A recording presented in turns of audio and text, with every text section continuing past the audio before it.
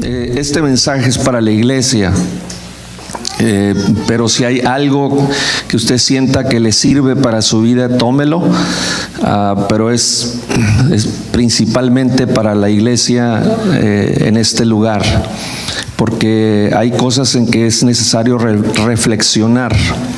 Gloria al Señor. Y en este primer día de la semana, hermanos, 5 de agosto, domingo 5 de agosto del año 2017, voy a compartir con ustedes una reflexión que he titulado El silencio de Adán. El silencio de Adán. Gloria a Dios. Y me estoy basando en 1 Timoteo capítulo 2 y verso 13, donde dice la Escritura: porque Adán fue formado primero. Hay una razón por la cual se hace este señalamiento de que fue formado primero. Hay un trasfondo en los contextos, hermanos, en la iglesia de Éfeso, pero eso lo vamos a poner a un ladito y voy a hacer una aplicación diferente. Así que dice la Escritura: porque Adán fue formado primero. Fue plazo, formado, en su raíz griega es la palabra plazo. Y es lo mismo que se nos estuviera diciendo, porque Adán fue moldeado o fabricado primero. Y después Eva. El nombre Adán se puede dividir en dos partes, pensando en el nombre como nombre hebreo. Y se puede dividir en dos partes: la letra Aleph y la palabra Dom, lo cual da el significado de el que guardó silencio. ¿En qué sentido? En el sentido de que Adán entendió que todo lo que Dios hace es perfecto, y que todo lo que quería de su vida, la vida de él, todas las virtudes estables que creó en él, Adán entendió que eran perfectas. Y todos los propósitos para su vida, Adán entendió que eran perfectos. Y por eso Adán guardó silencio ante la perfección de Dios. El molde que Dios imprimió en Adán fue el molde, entre otras cosas, del potencial o cualidades divinas de él, como por ejemplo el potencial de dar, como producto de virtudes, como en el caso de Dios, que dio amor, dio bondad, dio generosidad en el período de la creación. Adán también recibió el potencial de ejercer el libre albedrío o el potencial de decidir. Pero lo más importante para Dios fue que Adán tomara la decisión de reflejarlo a él en relación a sus virtudes. ¿Por qué? Porque Dios siempre ama. Dios siempre es bueno. Dios siempre es generoso. Siempre se mantiene en santidad. Siempre mantiene un corazón puro. Siempre es recto. Y si así fuéramos todos como iglesia, hermanos, qué maravilloso sería.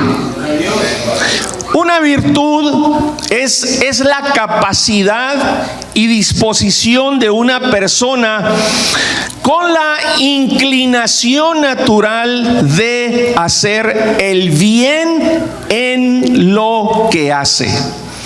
Una virtud es una cualidad buena de la persona, ya sea natural, de manera natural, ya innata en él, en ella, o puede ser adquirida, porque una persona puede cambiar. Aún después de haber llegado a las plantas de Cristo y Dios que haya transformado su vida, a veces hay situaciones, pero hermanos, una persona puede cambiar.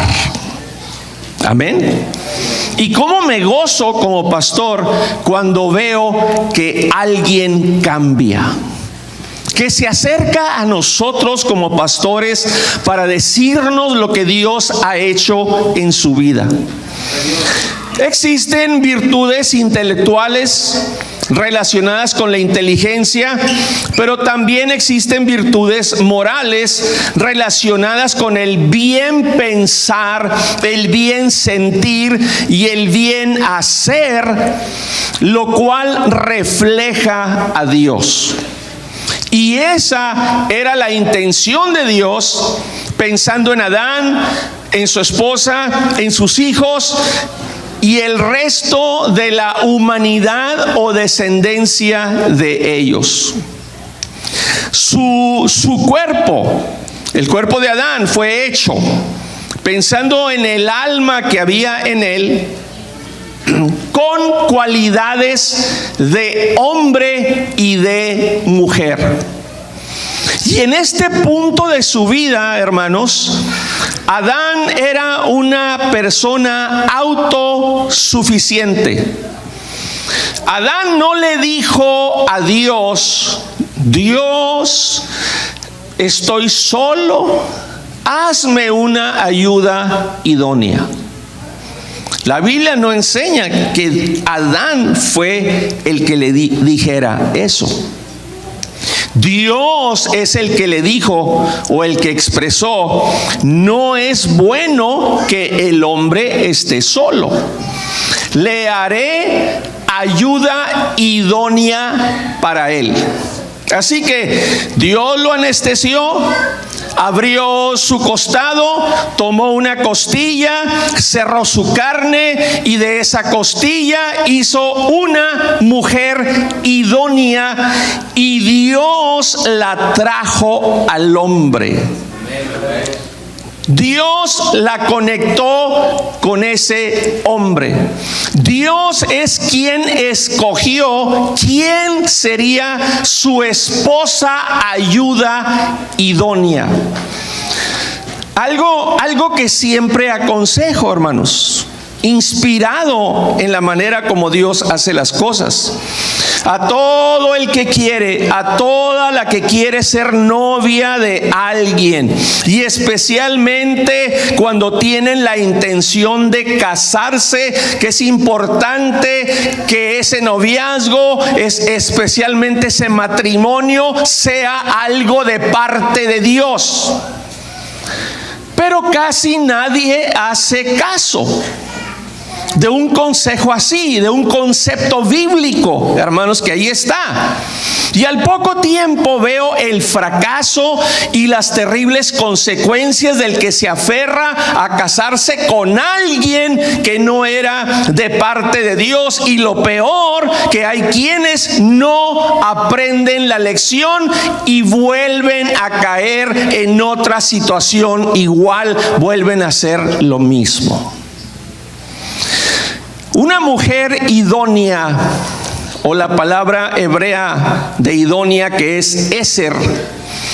Una mujer idónea o eser es una mujer para ayudar al esposo. Ese es el diseño de Dios. Ese fue el propósito de Dios.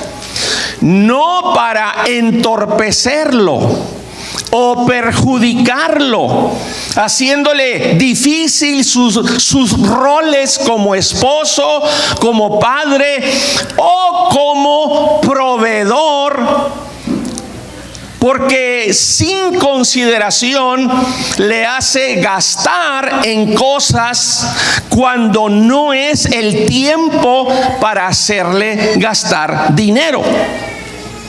Son situaciones que pasan. En el orden de Dios, hermanos, el esposo como cabeza dice que no se puede en ese momento y por cierto tiempo. Pero la esposa, que obviamente no es una éser, no es idónea, fuera del orden de Dios, dice que sí se puede. Y hace su show de enojada o le aplica la indiferencia por los días que siguen, o deja de cumplir con sus responsabilidades del hogar, o le niega, hermanos, la relación conyugal, algo que trata 1 Corintios 7 que no se debe de hacer, y se sale con la suya. Y lo hace comprar o pagar lo que no debería de haber comprado o pagado, pecando delante de Dios. ¿Es pecado, pastor, tener ese tipo de influencia en el esposo? Sí, Señor, es pecado. Y ahí trae el pobre esposo pariendo chayotes, viendo a ver cómo le hace por el perjuicio económico que le ha ocasionado este tipo de esposa que no es esposa idónea. O en el caso que viendo que el esposo se está hundiendo económicamente y que por esa razón está dando mal testimonio al no poder hacer sus pagos a tiempo y que se ve forzado a pedir dinero prestado a amistades o a hermanos o a prestamistas, y luego que no haga nada para ayudarlo, hermanos, a salir de esa situación, o que no haga nada para cambiar, no reconociendo que necesita tener virtudes para ser diferente con el esposo y hacerle el bien. Eso, hermanos, es estar bien desalineada del orden de Dios. Y eso le duele a Dios en su corazón. Y me duele en mi corazón también como pastor. Porque una mujer idónea en el orden de Dios es para ser un cerco de protección, no una mujer que lo perjudica. Es para ser una aliada, no una enemiga. Es para ser una mujer que lo defiende, no que lo ataca. Eso es ser una verdadera ayuda idónea. Y viniéndome al día de hoy, pensando en los hombres que Dios ha llamado al ministerio en su iglesia, dentro de su reino, si hay alguien que necesita una esposa así, es un ministro, por la responsabilidad tan grande que tiene de parte de Dios. Toda esposa de ministro debe saber que Dios no quita un ministerio, salvo en casos muy especiales. Pero muchas veces Dios no puede dimensionar o subir de nivel el ministerio de un esposo por culpa de una esposa que no quiere cambiar. El que una esposa cometa injusticias con su esposo que es ministro, afecta su ministerio. Si le hace vivir en tristeza por cambios que su esposo le ha pedido que haga y no los hace, afecta su ministerio. Si es posesiva y lo priva forma de relacionarse con hermanos de la familia de Dios o de la familia consanguínea afecta su ministerio. Si es celosa, afecta su ministerio. Si es egoísta y todo lo quiere para ella, afecta su ministerio. Si tiene carácter fuerte y no es humilde, afecta su ministerio. Si no trata bien a los hermanos, si no trata bien a la familia de su esposo, afecta su ministerio. Si no es sabia y prudente al hablar, afecta su ministerio. Si es sentida por cualquier cosa, afecta el ministerio del esposo. Si no es consagrada a Dios, afecta su ministerio. Cuando Dios le creó la ayuda idónea a Adán, Adán quedó con cualidades de hombre y Eva quedó con cualidades de mujer. Y el hombre dejó de ser autosuficiente y desde entonces el hombre quedó incompleto sin la mujer. Fue cuando sus diferencias empezaron a ser deseables el uno para el otro.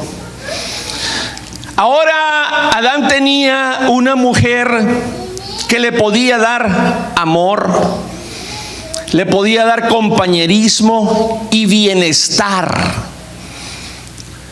El hacer las cosas de tal manera que él estuviera bien en todas las áreas de su vida.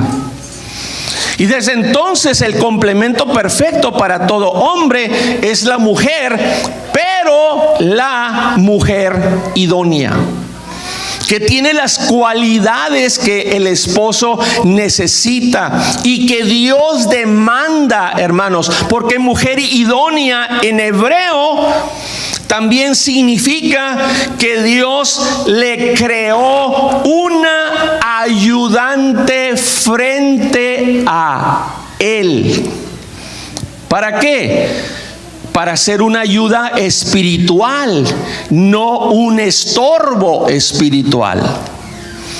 Para darle buenos consejos, para ser una buena influencia para el esposo, no una mala influencia ante los ojos de aquel que todo lo ve.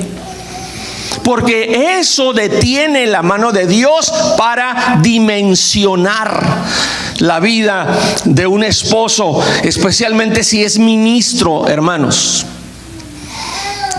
Le fue dada para bendecir más la vida de su esposo.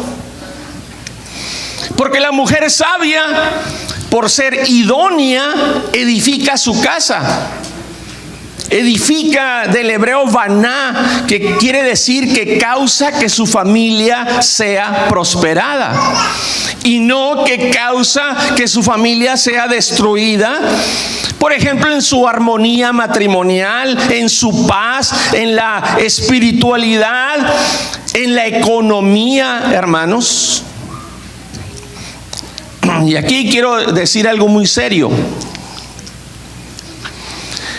Ningún hombre debe de idolatrizar a su esposa, con todo respeto, especialmente un ministro.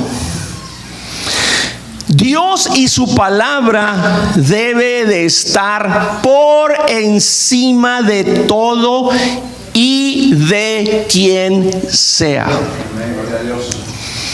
Si una esposa no le da el lugar al esposo como cabeza, cuando es cabeza en el sentido de lo que enseña, hermanos, la palabra del Señor, que Cristo es la cabeza del varón. El varón es cabeza de la mujer, pero luego dice que Cristo es la cabeza del hombre. Y estoy diciendo que si una esposa no le da el lugar al esposo como cabeza, cuando es ese tipo de cabeza, cuando piensa como Cristo, habla como Cristo, hace las cosas como el Señor, hermanos amados, en un buen orden, en un buen balance. Porque todo aquel, hermanos, que empieza a pasar, todo aquel varón que empieza a pasar por encima de la palabra de Dios, entonces pierde autoridad. Pero si una esposa no le da lugar al esposo como cabeza, estoy hablando de este tipo de esposo, y lo presiona para que haga su necia voluntad, haciendo que cumpla sus caprichos, sabiendo que eso afecta su testimonio o su economía, sabiendo que eso afecta su estado mental y emocional, porque le provoca estrés y hace que se afane más y que se esforce más para cumplir sus caprichos. Si es ministro, le afecta para orar con la libertad que lo pudiera hacer. Le afecta para que se concentre en Dios. Le afecta para que se concentre en las cosas de la iglesia. Le afecta para que se concentre para estudiar la palabra de Dios. Le afecta para que se pueda preparar como lo pudiera hacer para poder predicar. Le afecta para poder orar por los hermanos por tanto problema que su esposa le causara. Y estaría idolatrizado si está cumpliendo caprichos, porque a quien le estaría dando el primer lugar, a quien amaría más, sería a la esposa necia, porque le importaría más lo que ella pensara e hiciere a lo que piense Dios y que Dios no haría. Y lo que Dios no haría sería dimensionar o subir de nivel a ese ministro o a ese varón que tenga llamado, por las situaciones que tú permitieras. ¿Por qué? Porque Dios no podría cumplir sus propósitos en ti por no estar tu esposa alineada con Él y tratarte ser contigo de esa manera y estorbar a Dios. Estorbar a Dios, hermanos, es un asunto sumamente serio. Una esposa metida entre Dios y el esposo es un asunto muy serio. El que le esté afectando su vida en todos los aspectos que he mencionado. Ahora, en hebreo se usan varios nombres para referirse a la mujer. Por ejemplo, está la palabra alma, que es una mujer de edad casadera. Está la palabra betulá, que se refiere a una mujer virgen. Está la palabra bajurá, que se refiere a una mujer adolescente. Está la palabra hebrea naará, que se refiere a una mujer entre 12 y 12 años y medio. Está la palabra nekevá, una mujer en sentido de hembra. Está la palabra hebrea yaldá, que se refiere a una niña.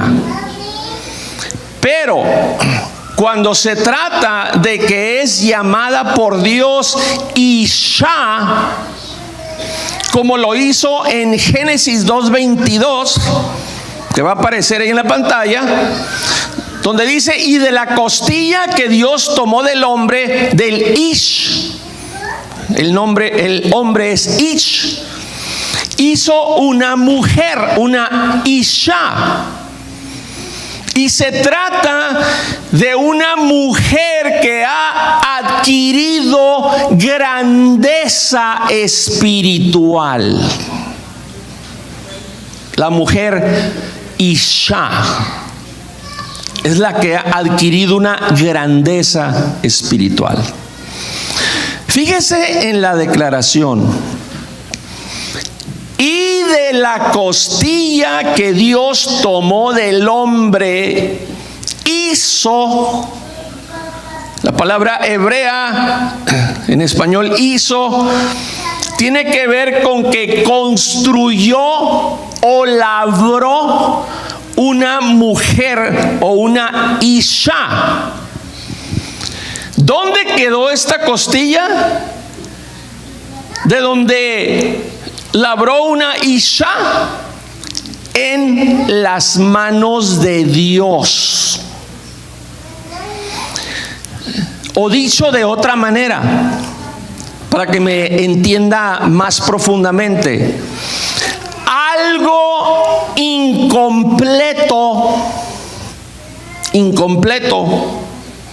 porque una costilla no es una mujer, ¿verdad? Es parte muy pequeña de una mujer. Algo incompleto quedó en las manos de Dios, que sacó de dentro del hombre. Una raíz hebrea enseña que Dios lo hizo, se sobreentiende al leerlo en español, pero una raíz hebrea enseña que Dios lo hizo de dentro del hombre. Recalco esto porque construir en el sentido hebreo es el acto de tomar algo de dentro y expandirlo o dimensionarlo. De tal manera que Dios empezó a crear toda la anatomía de esta mujer. Empezó a crear todos los sistemas: sistema óseo, sistema digestivo, sistema cardiovascular y todos los demás. Sopló espíritu con la dimensión del alma, que también estaba en las manos de Dios. Y en el alma dejó la mente, los sentimientos, las emociones, la voluntad o el libre albedrío, y Dios creó virtudes en el alma de esa mujer o isha. Y como estaba en las manos de Dios, Dios la dejó a su imagen, porque el cuerpo de Eva resplandecía luz. Esa era la vestidura. La Biblia dice que ambos estaban desnudos, pero la vestidura era luz. Dios la dejó a su imagen porque su cuerpo reflejaba luz. Y la dejó a su semejanza en virtudes, para que reflejara el interior de Dios y fuera como consecuencia lo que Adán necesitaba como esposa. Y todo esto sucedió porque lo incompleto quedó en las manos de Dios. La mujer fue construida de una parte interna del hombre, creando en ella la cualidad para que como esposa pudiera comprender al esposo cuando hubiera algún tipo de estado de ánimo interior. Del interior fue sacada ella, para que pudiera comprender estados de ánimo del interior, hermanos, de su esposo, para entenderlo, para animarlo y para ayudarlo, hermanos, no para terminar de apachurrarlo. Y esto sucedió, estas cualidades en ella, hermanos amados, porque la mujer estaba en las manos de Dios. Porque lo incompleto en las manos de Dios se completa, se complementa, porque Él es Dios, el Dios todopoderoso, maravilloso, asombroso.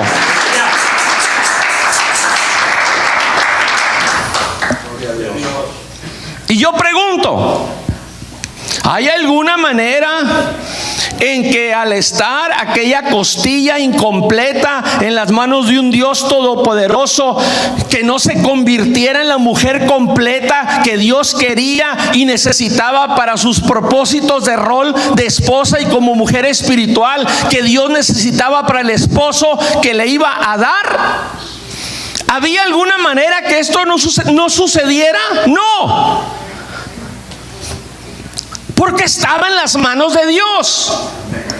Y si después, hermanos, esta esposa falló, haciéndose rebelde y desobediente a la palabra de Dios, fue sencillamente porque le abrió la puerta de su mente a la serpiente, hermanos, y le dio derecho legal para que ahora Satanás trabajara en su alma, en sus pensamientos, en sus sentimientos, en sus emociones, para que ahora como esposa actuara conforme a su semejanza, o sea, a la semejanza de Satanás, para que lo reflejara siendo ella rebelde y desobediente. Todo lo contrario a los propósitos de Dios para esa esposa y las esposas descendientes de Eva que existirían en el futuro hasta llegar a este segundo que estamos viviendo. Ahora, la parte masculina fue llamada Ish, hombre. La parte femenina fue llamada Isha, mujer.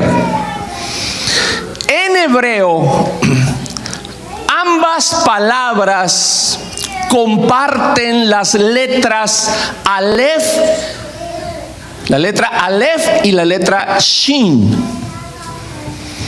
Y estas dos letras juntas forman la palabra Esh, que significa fuego. El hecho de que las palabras para hombre y mujer encierren la palabra fuego, esto significa que ambos adquirieron, así como sus descendientes, la habilidad de ser como el fuego. Voy a hablar de características del fuego. El fuego es extremadamente activo. Amén. Extremadamente activo. Qué importante es que un esposo y una esposa, los dos, no solamente uno, porque estarían fuera del orden de Dios, del diseño de Dios, de los propósitos de Dios para lo que los trajo a este mundo. Qué importante es que un esposo y una esposa sean extremadamente activos en lo espiritual, en las cosas de Dios. El fuego siempre crece, tiende a crecer. ¿Es así o no es así? Qué importante es que un esposo y una esposa crezcan siempre, porque el fuego siempre crece. Qué importante es que un esposo y una esposa crezcan siempre en lo espiritual, en las cosas de Dios. Cuando en un matrimonio, y me ha tocado escucharlo, uno de los cónyuges no es extremadamente activo en lo espiritual, y el otro cónyuge dice: nosotros no tenemos problemas en nuestro matrimonio. ¿Sabe por qué no tiene problemas? Porque le sigue el rollo. Como Zafira, el que conoce la palabra de Dios entiende lo que estoy diciendo. Zafira le siguió el rollo al esposo en relación en ese entonces a dinero. Pero hay muchas maneras de seguirle el rollo al esposo o a la esposa. Pero estoy hablando de la esposa.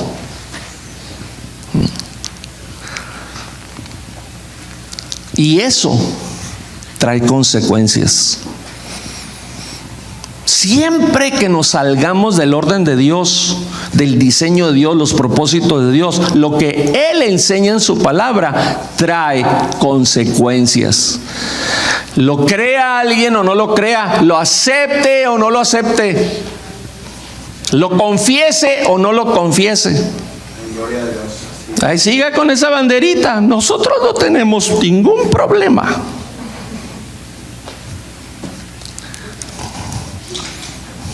Y no hay actividad extrema, no hay crecimiento en el cónyuge.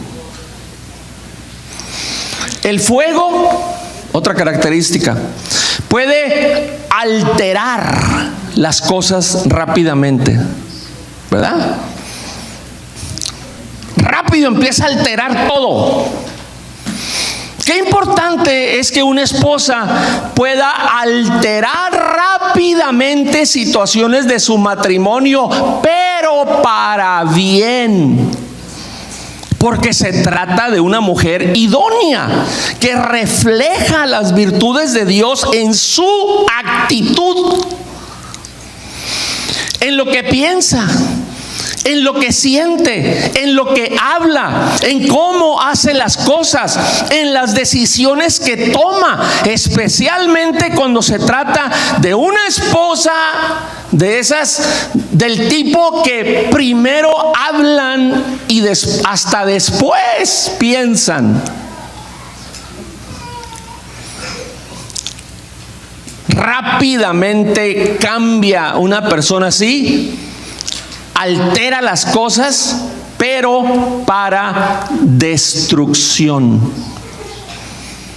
Porque se destruye la armonía matrimonial, se destruye la paz matrimonial, se destruye la paz, armonía familiar.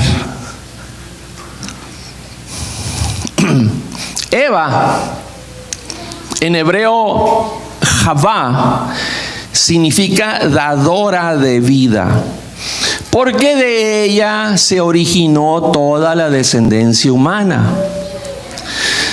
Toda mujer en el significado en español es descendiente de Eva. Pero no toda mujer es mujer con el sentido hebreo de grandeza espiritual. ¿Me entiende el punto? Con las virtudes de Dios reflejadas en el matrimonio. Toda mujer que ha llegado aquí a la casa de Dios ha llegado como esa costilla que Dios tomó en sus manos, incompleta. No existe una mujer que haya llegado completa aquí a la casa de Dios, a este altar. Estoy hablando de la primera vez, cuando veníamos del mundo. ¿Ok? Toda mujer que ha llegado aquí a la casa de Dios ha llegado incompleta, faltándole un carácter suave,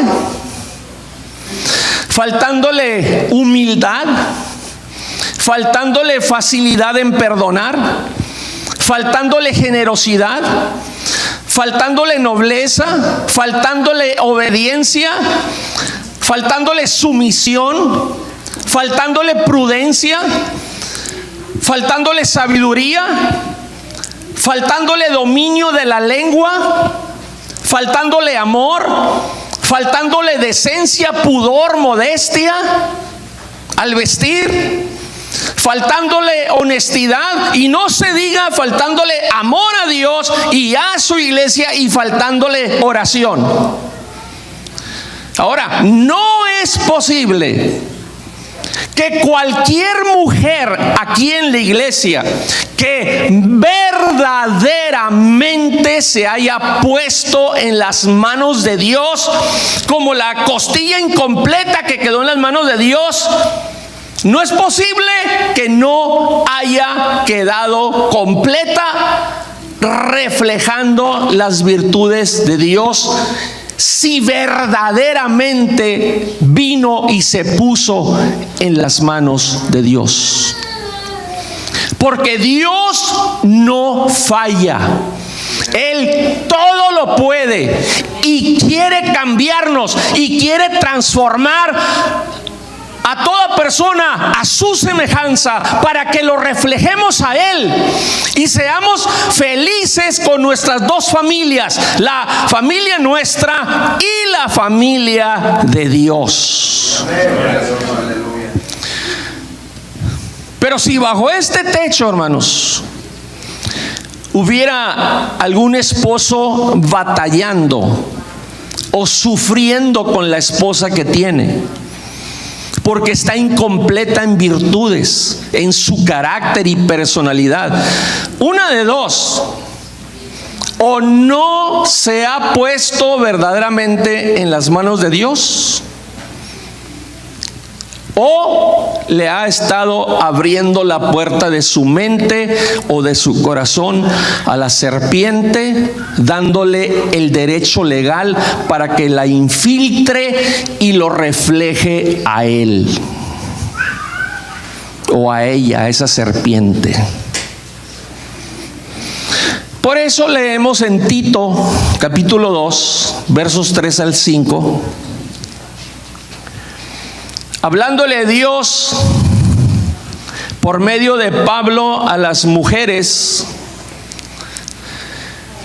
que ya tienen más tiempo en la iglesia y que se supone que deben ser ejemplo a las que tienen menos tiempo.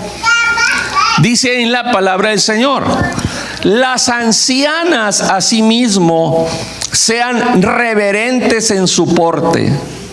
Reverentes quiere decir en su porte, temerosas de Dios en cómo visten.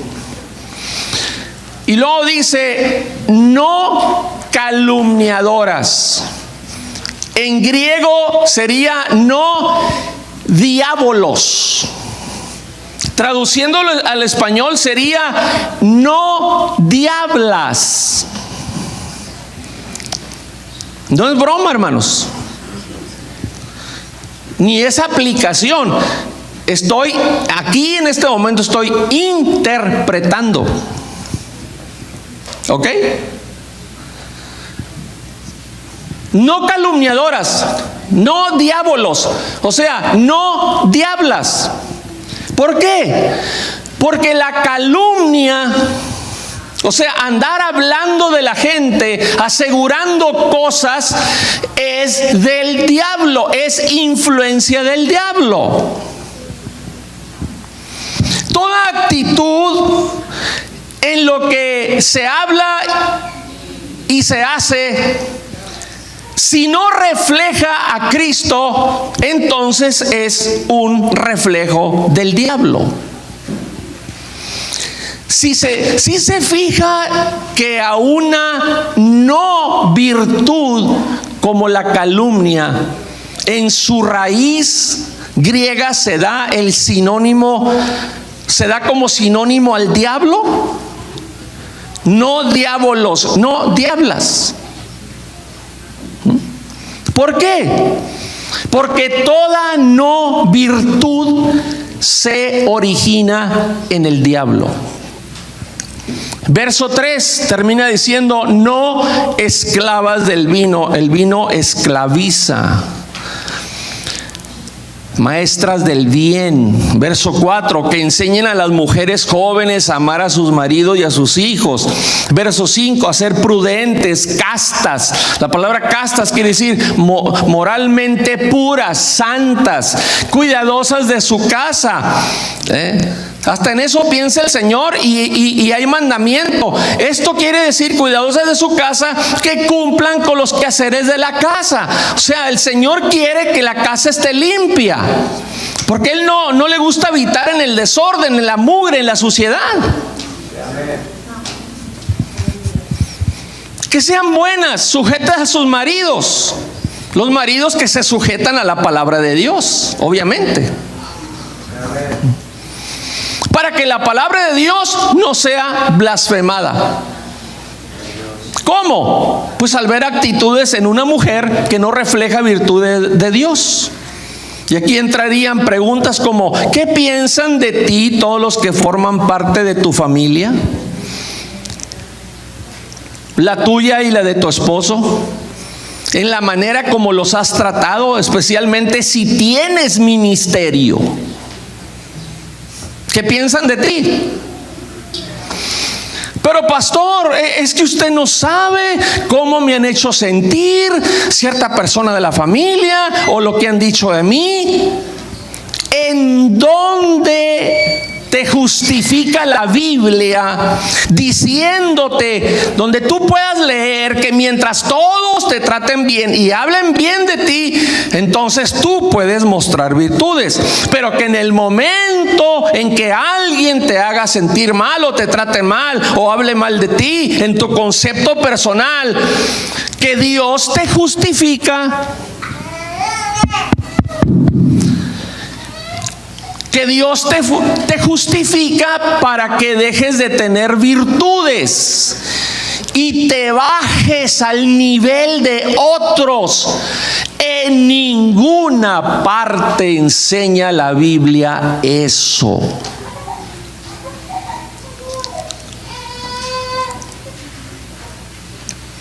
Y Cristo dejó el ejemplo a seguir. Al contrario, la Biblia te dice que sigas las pisadas, el ejemplo de Cristo, que siempre tuvo virtudes estables y permanentes. No importa lo que sucediera en su entorno, en su alrededor. La palabra de Dios te dice que venzas el mal con el bien. La palabra de Dios te dice que no imites lo malo, que imites lo bueno, lo virtuoso. ¿Qué piensa de ti la gente con quien te relacionas o donde trabajas por cómo te portas y cómo los tratas? ¿Qué piensa de ti la iglesia en donde te congregas por tu forma de ser, tu carácter, tus actitudes, tu personalidad, lo que hablas? Como dijo el apóstol Pablo en 2 Corintios 11:3, que no fue de los 12 apóstoles, fue uno más que el Señor llamó, de otros muchos más. Y dice en 2 Corintios 11:3, pero temo que como la serpiente con su astucia engañó a Eva, sus sentidos, o noema es la palabra griega para sentidos. Voy a parafrasear, voy a explicar el verso. Me temo que como la serpiente con su astucia engañó a Eva, vuestros sentidos, o sea, la manera como entienden las cosas de Cristo, el propósito de Cristo para ustedes, su disposición para las cosas de Cristo, sean de alguna manera extraviados. O sea, que eso, hermanos, languidezca, se consuma, se agote, se seque, se arruine por influencias del diablo, influyendo en lo moral para echar a perder la buena conducta de ustedes, extraviándolos de la sincera fidelidad a Cristo. Una sincera fidelidad, hermanos, forma parte de la doctrina de Dios escrita en su palabra. Ahí está, la sincera fidelidad. Alguien que está extraviado en el desierto, extraviado en el mar, extraviado en un bosque, es que va por el camino equivocado. De la misma manera, Alguien que se encuentra extraviada en la iglesia o extraviado en la iglesia es porque va por el camino equivocado en su conducta. Y qué ironía, ¿no, hermanos? Qué ironía estar en la iglesia y estar extraviada o extraviado.